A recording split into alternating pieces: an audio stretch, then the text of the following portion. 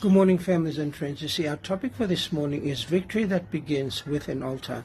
See, imagine this. Israel had just conquered Ai, a city that had humbled them before.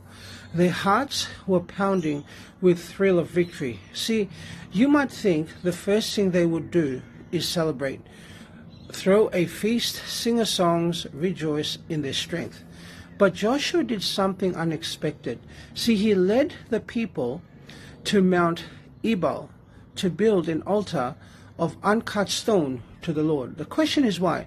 The reason why is because victory begins with obedience and worship, not with celebration of self-congratulation. See, God had commanded this sanctuaries earlier through Moses to set up an altar on Mount Ebal, Deuteronomy 27:2-10, to proclaim the blessing and cursing, Deuteronomy 11:26-30. See, Joshua's motivation was clear.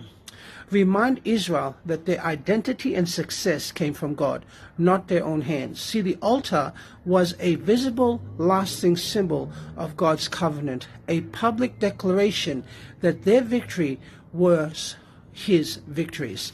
See, think about it today.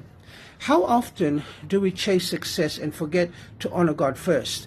You see, Joshua teaches us that every achievement, whether personal, professional, or spiritual, must start with God. See, obedience, covenant, loyalty, worship, these are the foundations of lasting victory. Before we celebrate our wins, before we boast on our accomplishment, let us build the altar in our hearts. Let us acknowledge the source of every blessings and renew our commitment to Him, because true victory isn't measured by what we conquer. It's measured by how faithfully we honor God in the process. God bless.